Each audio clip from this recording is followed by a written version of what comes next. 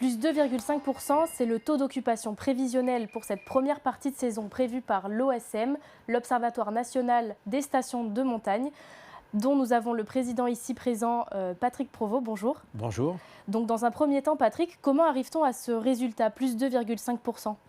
D'une manière très régulière, on se réunit avec l'ensemble des représentants des stations, hein, de tous les massifs, que ce soit les Vosges, le Massif central, Alpes du Nord, Alpes du Sud, et puis bien sûr les Pyrénées. Et donc on fait un débriefing, d'une part pour faire avoir un calendrier sur les annonces, hein, jusqu'à la fin de saison, jusqu'au bilan de fin de saison. Et puis on fait appel à un organisme spécialisé qui interroge tous les lits qui sont commercialisés.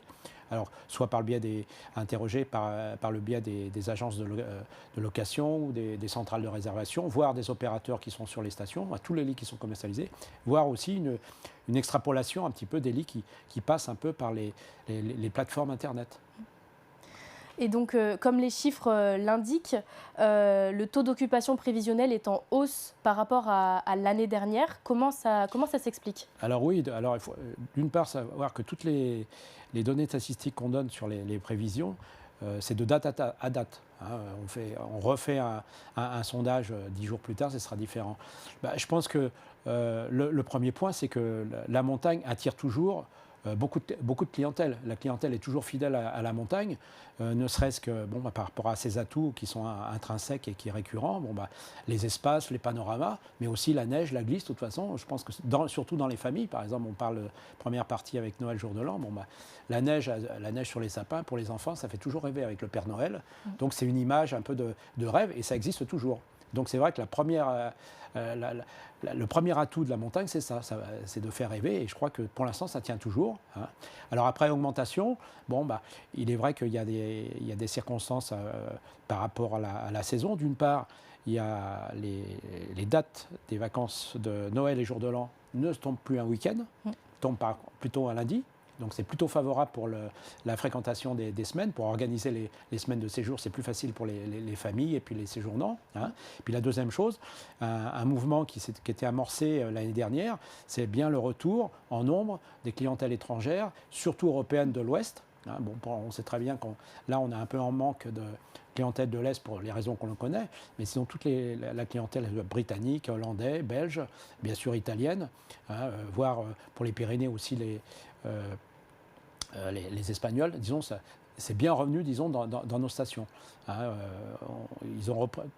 l'ensemble de cette clientèle a bien repris sa place dans nos stations françaises, et surtout au mois de janvier, puisqu'ils viennent surtout à partir du 1er de l'an et puis après au mois de janvier, où là, les prévisions sont bonnes. Alors justement, comme dans certains secteurs d'activité, la montagne est soumise quand même à des changements climatiques, à des problèmes aussi liés par exemple à l'inflation qui impactent son activité première, le ski, les sports de glisse. Comment on s'adapte à ces problèmes aujourd'hui ? Il faut dire que ce soit les remontées mécaniques, mais les socio-professionnels, les commerces, mais également les collectivités locales, ils travaillent depuis un certain nombre d'années pour effectivement consommer moins d'une manière générale et aller dans ce sens-là. Hein, ça ne date pas d'un an ou deux, hein, mais surtout les gros progrès, par exemple, pour garder la neige. Hein, bien sûr, il y a les systèmes d'enneigement automatique. Hein, qui en termes de consommation, depuis que ça existe, a été divisé par 10 pour le coût en énergie. Hein, énergie et donc financier. D'autre part, par exemple, pour préparer les pistes, les pistes sont davantage mieux préparées, ne serait-ce que par tous les systèmes de GPS, par exemple, qui guident les dameuses de façon à dimensionner la largeur des pistes au plus juste, et également à bien étaler la neige d'une manière régulière, effectivement, puisqu'ils ont des informations par rapport à la profondeur. Donc il y a des gros progrès qui ont été faits sur le damage, bien sûr, hein, et puis des gros progrès, effectivement, par l'enneigement automatique qui vient en complément de la neige naturelle. Hein. Et justement, quand il n'y a pas ce complément qui peut être fait, pour les changements climatiques, on a aussi le secteur de la montagne qui s'ouvre à d'autres activités.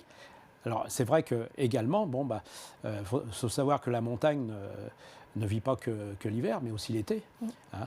Et on analyse du fait que l'ensemble des acteurs économiques des stations analysent les comportements, les changements d'habitude un peu de la clientèle. Et la clientèle veut davantage d'activités qui sont en marge de la glisse et du ski.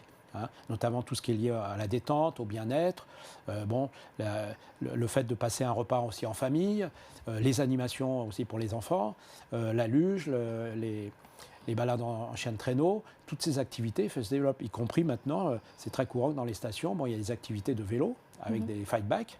Hein, et qui est un petit peu le pendant un petit peu de l'été où l'activité vélo est extrêmement prépondérante. Enfin, pour conclure un peu ce sujet, malgré une hausse des prix qui est assez conséquente sur toutes sortes de produits et services de la montagne, y compris sur les forfaits, notamment cette année, comment vous percevez la montagne, vous, dans 10 ans ? Alors déjà, la hausse des prix, elle a été inéluctable, ne serait-ce que par l'inflation ces 2 dernières années. Hein, je crois que là, c'est l'ensemble d'acteurs économiques, que ça soit pas une seulement en montagne, a dû effectivement s'adapter par rapport à cette augmentation, donc avec des augmentations de salaire également. Hein. Et puis, il y a eu aussi, surtout l'année dernière, une très forte augmentation de l'énergie. Hein, et l'énergie, l'électricité, donc, je parle bien de l'électricité, pèse dans les comptes des remontées mécaniques, pèse environ 15%. Et donc, automatiquement, il y en a qui ont eu des augmentations en coefficient 10, ce qui était faramineux et puis absolument inacceptable. Donc c'est redescendu un peu cette année, mais ça reste quand même bien élevé. Alors c'est sûr qu'il y a eu des augmentations de prix. Mais les augmentations de prix, ils s'expliquent. Alors la clientèle le comprend. Hein, on essaye et puis l'ensemble des acteurs, que ce soit aussi restaurateurs, qui ont dû adapter leur menu, hein, suivant le coût des matières premières, ils ont été toujours assez raisonnables dans ces augmentations. Mais il y a une augmentation, c'est sûr. Mais il faut savoir aussi que le prix, par exemple, des remontées mécaniques est quand même une dépense quand même incontournable.